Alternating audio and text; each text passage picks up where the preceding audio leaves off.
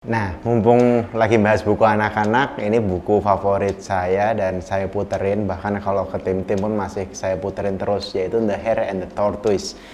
Buku menceritakan tentang kura-kura dan kelinci. Yes, semua orang tahu kelinci kalah, kura-kura menang. Tapi ternyata dalam kehidupan nyata sekarang saya kayak ditampar-tampar belajar banyak sekali tentang hal ini, bahwa kalau saya mau sesuatu kayak perlu fokus dan konsisten untuk menjalankannya, memperbaikinya terus-menerus dan akhirnya jadi dan berhasil. Sedangkan si kelinci yang punya kecepatan tingkat dewa, ini ada satu buku bagus banget, Range namanya, juga jelasin apakah kita perlu jadi spesialisasi jago satu hal atau jago banyak hal.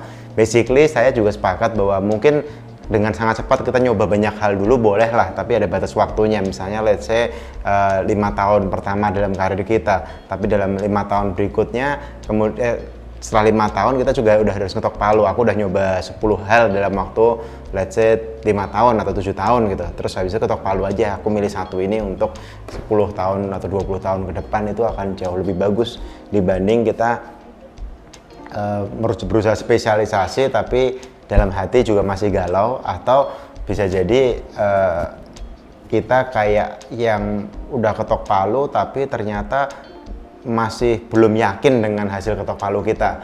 Nah, basically saya beruntung juga termasuk orang yang udah nyobain banyak hal, banyak jenis pekerjaan, banyak jenis usaha, sampai akhirnya kayak sekarang udah bisa memilih yang ini saya, yang ini bukan saya, yang ini bagus, yang ini nggak ngefeel gitu, atau dan seterusnya. Akhirnya kayak sekarang mau pakai jurus kura-kura.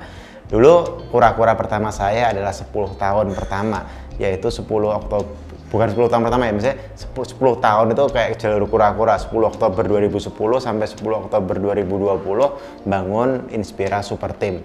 Hasilnya gimana? Saya bersyukur banyak banget deh bahwa sekarang banyak sekali orang-orang di sekitar saya yang kompeten, yang seru, yang asik, yang kayak sejiwa, sevisi, sefrekuensi, sevibrasi, karena 10 tahun bersama. Enggak semua 10 tahun, ada juga yang datangnya baru 2015, ada yang datangnya baru 2016. Itu kayak basically seiring berjalan waktu, kayak 10 Oktober 2020 kebantu banget sama yang namanya proses bangun tim ini. Tidur bareng di kantor, tinggal bareng, main bareng, senang bareng, susah bareng, dan berjuang bareng lah. Itu akhirnya terbentuk yang super tim, karakternya mirip, skillnya kompeten, mentalnya kuat. Itu kayak saya bersyukur banget dengan proses 10 tahun itu.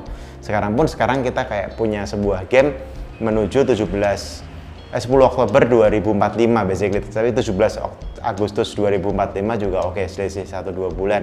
Itu adalah 1 tahun Indonesia merdeka. Kita kayak nunggangin sekalian, kita punya goal 25 tahun apa, dan kita garap 5 tahun pertama apa, 5 tahun kedua apa, sampai akhirnya 5 periode kayak zaman Soeharto, repelita ya, tiap 5 tahun, 5 tahun, 5 tahun. Tapi kita pikir jadi masuk akal, karena dulu waktu mulai bisnis 2005, 2007 gitu, kita nggak bayangin bahwa bisa sampai sini sekarang. Sehingga ketika kita ngelihat 2045, kita juga nggak akan tahu sih apa yang akan terjadi 25 tahun ke depan ketika kita terus melakukan yang kita lakukan ini. Jadi basically kura-kura mengajarkan kita punya tujuan segede apapun boleh, goal segede apapun bisa gitu, asalkan kita punya ritual yang membantu itu agar bisa tercapai.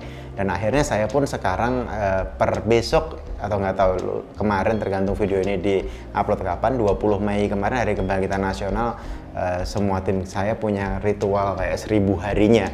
Jadi setiap hari ngelakuin apa selama 1000 hari. Bayangkan let's say kita ngomongin 10 orang aja, kalau semua ngelakuin, gimana kalau 50 orang ngelakuin, 100 orang ngelakuin. Itu harusnya 1000 hari ke depan kayak kita punya banyak orang yang jago di masing-masing hal, berkontribusi di banyak hal, berkaryanya karya yang keren karena 1000 hari mereka melakukan hal yang sama. Nah, poin itu mungkin yang kalau salah satu kesalahan saya dalam berbisnis, biasa dulu saya bisa bikin beberapa bisnis sekaligus di berbagai bidang, dan basically kita punya kelemahan di keahlian yang spesifik yang detail tentang itu.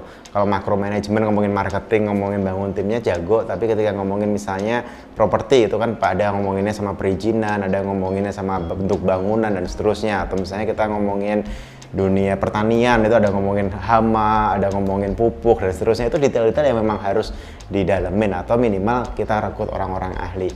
Jadi basically ini self reminder aja sih, bahwa kalau ngelakuin sesuatu agak dipanjangin, ditekunin, sehingga akan muncul expertise yang ada. Thank you.